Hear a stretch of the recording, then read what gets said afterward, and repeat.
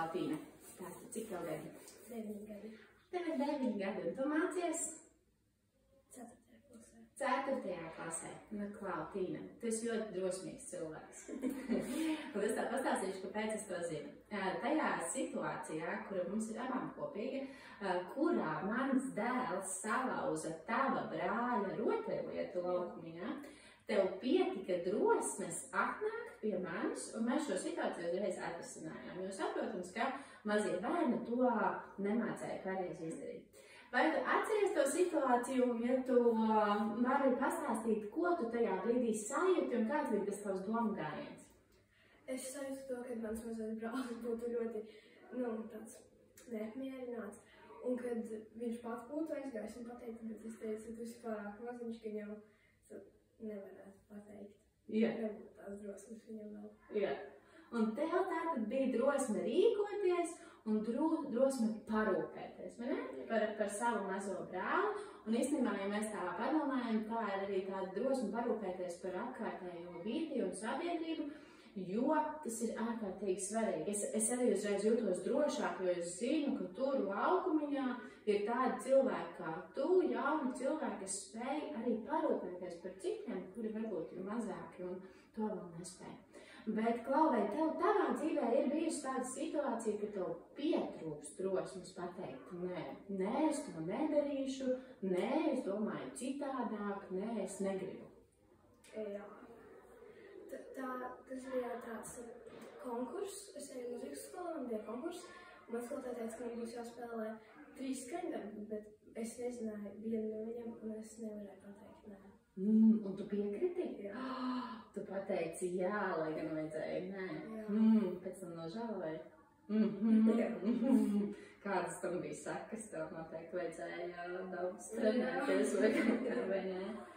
Nu jā, tā redzi, tā dzīvē notiek. Mēs, un tam nav īsti saistība ar to, ka tu esi jaunietis, bet arī manā dzīvē ir vairākas tādas situācijas, kurās es tikai pēc tam saprotu, ka man vēl ir jātrenē šī drosme pateikt nē un padomāt, pirms es gribu varbūt izdabāt otram cilvēkam un teikt, jā, viss būs kārtībā.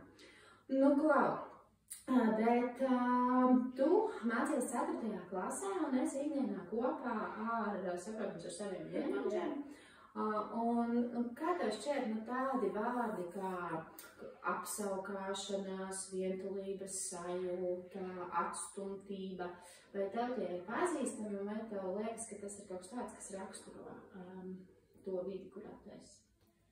Jā, man ir tādas sajūtas, bet es domāju, ka neraksturo. Tas nav tā, ka tas ir izteikti problemātiski, vai ne? Nu, brīnišķīgi. Tas apliecina tikai to, ka tu esi pietiekami drosmīga, lai varbūt tādām situācijām pateiktu nē, un varbūt jūs nemaz līdz tam nenonākat. Vai ne? Klau, gan tevi, gan citus drosmīgus jauniešus es gribētu uzaicināt uz nometni. Uz nometni, lai parunātu par šādiem jautājumiem, kā mēs tikko uzzinājām, par drosmi pateikt nē, par to, kas ir aktuāls vai nav aktuāls jūsu dzīvēs.